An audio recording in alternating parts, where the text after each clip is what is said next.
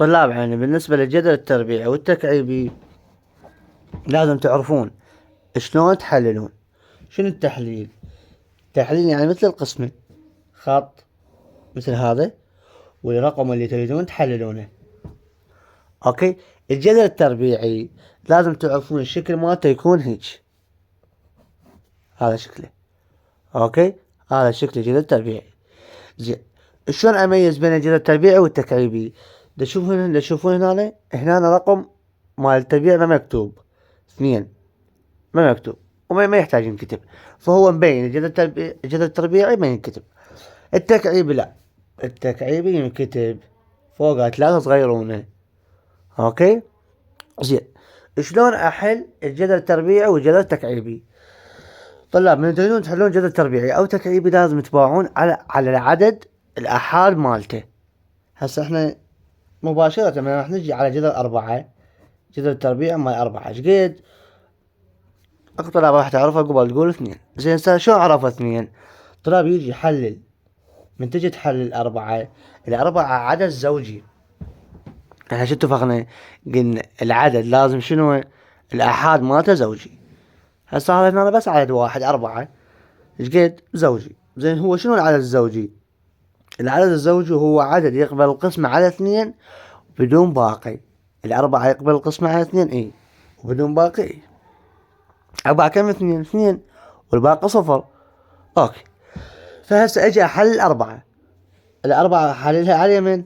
على 2. صار ليش على 2؟ واحد اتفقنا قلنا اذا العدد زوجي، الآحاد مالته زوجي يقبل القسمة على 2 بدون باقي، احلل على اول رقم اللي هو 2. زين، 4 كم؟ 2 2 مرة ثانية على 2. 2 كم؟ 2 بها 1. انتهى التحليل. اجي رقمين عندي باعوا، انتبهوا على ملاحظة، بالجدول التربيعي كل رقمين متشابهين ناخذ 1. اوكي، اخذنا 1 بالجدول التربيعي. بعد التحليل كل رقمين متشابهين، ارقام متشابهة لازم ناخذ 1. اوكي.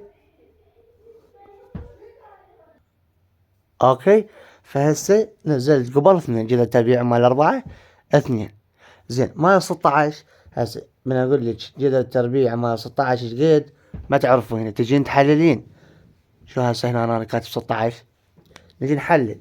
تباعين على الآحاد مال 16. الآحاد يعني اقصد بها المرتبة، مرتبة الآحاد اول رقم. تباعين زوجي، عدد زوجي. 6 عدد زوجي اي. شلون عرفت؟ 6 قسمة على 2 ايش قد؟ 3 والباقي 0. اوكي، اذا الباقي 0 ويقبل القسمة على 2 اذا ابدي بالاثنين. اجي احلل على 2. 16 كم؟ 2 8. شلون عرفت استاذ 8 في 2 ايش قد؟ 16. اوكي، هم على 2. 8 كم؟ 2 بيها 4. هم على 2. 4 كم؟ 2 بيها 2. همت على 2. 2 كم؟ 2 بيها 1. انتهى التحليل. لازم تعرفون التحليل ماكو مش وقت ينتهي من يكون اخر شي 1. زين، اجي اخذ كل رقمين متشابهين اخذ 1 من عندهم. شوفوا جرى الخط 2 2. كل رقمين متشابهين ناخذ 1 من عندهم. ناخذ 1 وهذولي هاي 2 وهاي 2 ذولي اضربهم. 2 في 2 4. فشنو راح يطلع؟ الجدول التربيع مال 16 قد؟ 4. واضح؟ طلاب لازم تعرفون التحليل، لان هو ضروري هذا، لان اذا ما تحللون ما راح تعرفون الناتج. يعني مو كل الطلاب يحفظون الجدول اللي دزيته لكم بالجروب. اكو طلاب ما تقدر تحفظ، تريد تفهم، فلازم تفهم تحل بهاي الطريقة اللي حليتها انا. زين، بعد الجدول التربيعي مثلا 36 مثلا، جدول التربيع مال 36 ايش قد يساوي؟ هم نجي نحلل، نخلي 36 منباوع على الآحاد. الآحاد مال 36 زوجي اي، رقم 6 زوجي.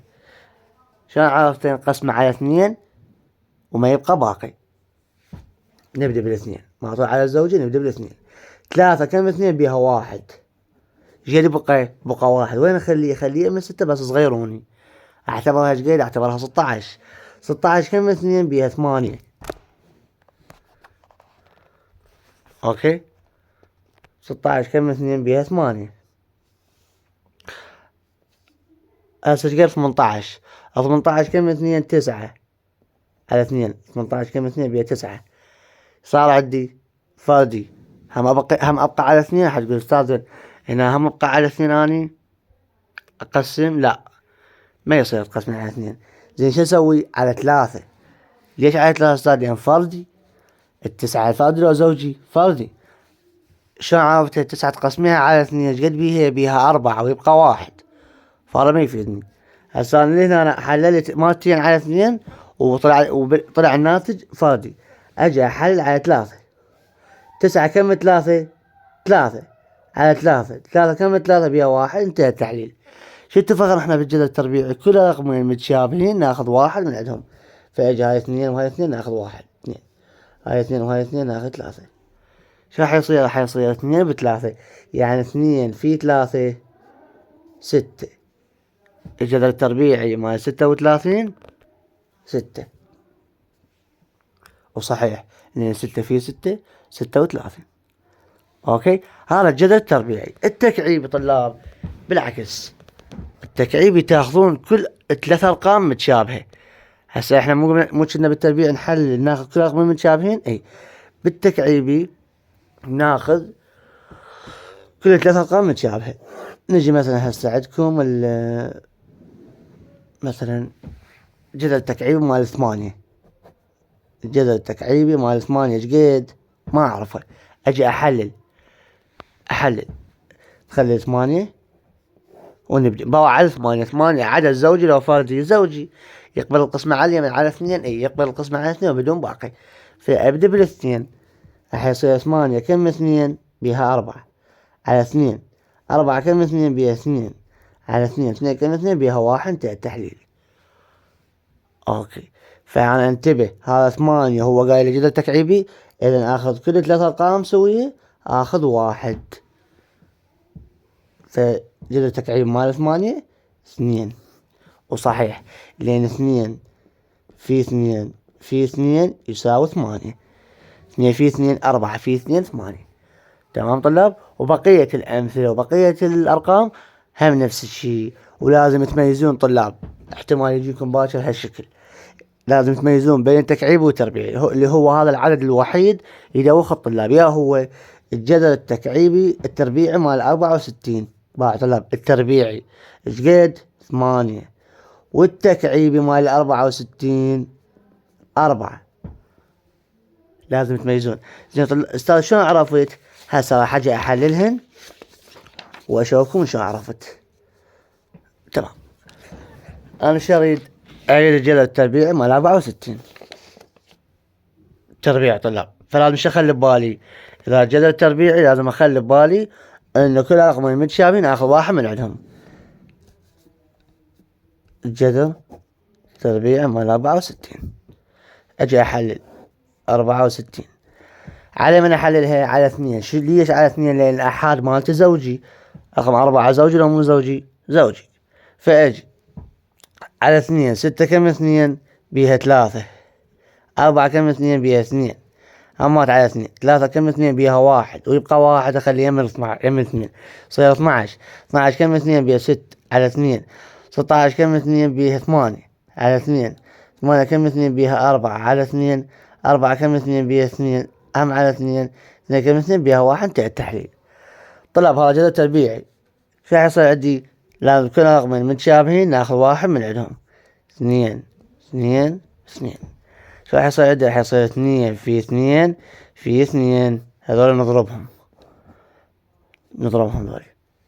2 في 2 4 في 2 8. ويساوي جدول التربيع 8. التكعيبي لا ناخذ كل 3 ارقام سوية. هم راح اجي احلل نفس التحليل. جدول التكعيبي مال 64 يساوي.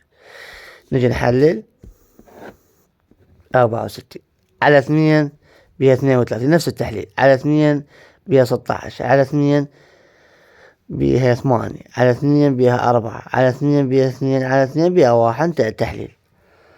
اوكي اخذ كل 3 ارقام سوية. باعوا 3 ب3. هاي 2 وهاي 2 يبقى عاد ايش قد 2 في 2 راح يصير 2 في 2 ويساوي 4. ناتج جذر التكعيبي مال 8 هو 4. اوكي، وان شاء الله تكون المحاضرة واضحة، وبالتوفيق يا رب. تقرون هاي المحاضرة مال جذر التكعيبي والتربيعي، ووراها يلا تقرون مال فيثاغورس. اوكي.